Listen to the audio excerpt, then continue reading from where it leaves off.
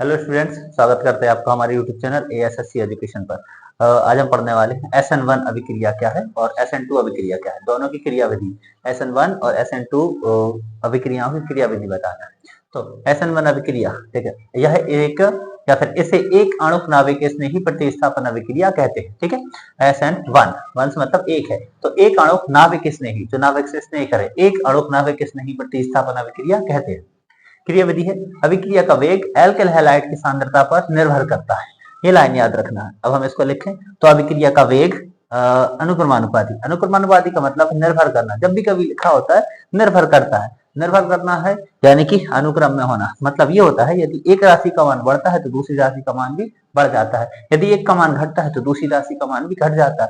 तो ऐसे ही अभिक्रिया का वेग जो है निर्भर करता है यानी कि अनुक्रम में है एल्किल हैलाइड की सांद्रता। बड़े कोष्ठक को हम सांद्रता पढ़ते हैं, तो एल्किल हैलाइड की सांद्रता पर निर्भर करता है अभिक्रिया का वेग।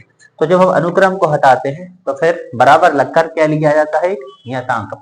तो यहाँ पर होगा अभिक्रिया का वेग बराबर के, नियतांक हो गया यहाँ पर के, और एल्किल हैलाइड की सांद्रता। एल्किल मतलब कि आर और हैलाइड होता है एक्स। यह दो चरणों में संपन्न होती है। SN1 अभिक्रिया दो चरणों में, एक पहला मंद और दूसरा है तीव्र। तो प्रथम चरण, इसमें एल्किल हैलाइड का आयनन होता है। आयनन होने का मतलब है अपने आयनों में विभक्त हो जाना, टूट जाना।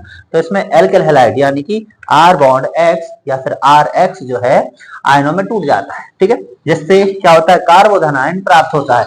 अगर हम एल्किल हैलाइड को देखें तो एल्किल हैलाइड RX है। ठीक है, अब यहाँ पर जैसे कि सिंपली होता है, पहला पद हमेशा होता है पॉजिटिव, दूसरा होता है नेगेटिव। तो धनायन को प्राप्त करने के लिए आयनन करना होगा। जब आयनन होगा, जब प्लस और माइनस अलग अलग टूटेंगे तभी हमको क्या प्राप्त होगा, कार्बोधन आयन।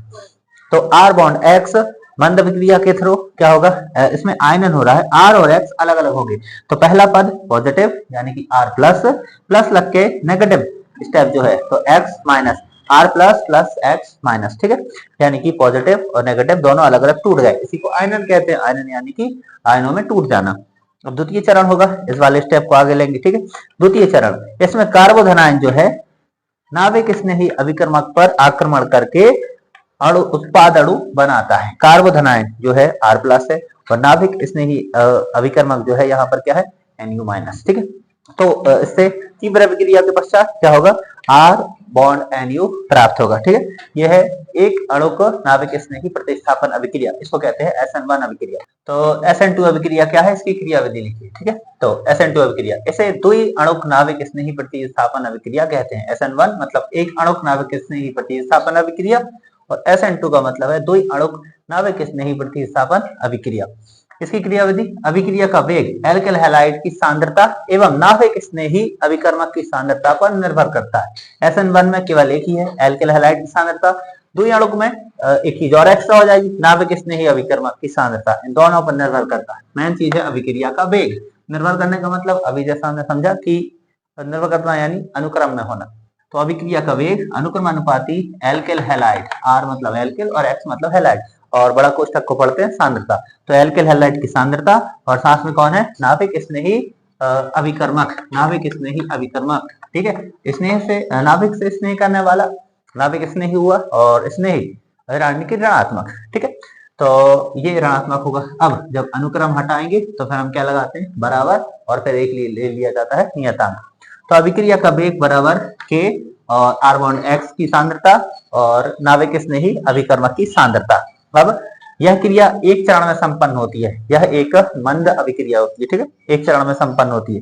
तो चरण, एल्किल हैलाइड नाभिक स्नेही अभिकर्मक पर आक्रमण करके, यानी कि जो एल्किल हैलाइड है R बॉन्ड X नाभिक स्नेही अभिकर्मक पर आक्रमण करके क्या करता है, उत्पाद अणु बनाता है। ठीक है, तो यहां से ये पॉजिटिव है धनायन, ठीक है, और ये ऋणायन है, और यहाँ पर ये भी Nu, ये भी कैसा है, ऋणायन है। ठीक है, तो ये जो है ये एल्किल है, इस पर या फिर ये समझ लो ये इसको प्रतिस्थापित करेगा, एक अणु प्रतिस्थापित कर देगा, यहाँ से ये प्रतिस्थापित कर देगा इसको। ठीक है, तो Nu जगह ले लेगा X की और X निकल कर हो जाएगा बाहर और ये बन जाएगा उत्पाद अणु। ठीक है, तो R बॉन्ड Nu इसकी जगह पर आएगा और ये प्रतिस्थापित होकर कहाँ चला जाएगा, बाहर। ठीक है, तो दो अणु जो है यहाँ प्रतिस्थापित हो रहे हैं, एक दूसरे की जगह बदल रहे हैं अपनी अपनी। ठीक है, इसीलिए दो अणु प्रतिस्थापित अभिक्रिया, यहाँ से Nu इसकी जगह पर और X चला जाएगा पीछे। ठीक है, तो ये जो है यहाँ से मुक्त होकर अलग हुआ और ये बन गया R bond NU minus. Okay, thank you.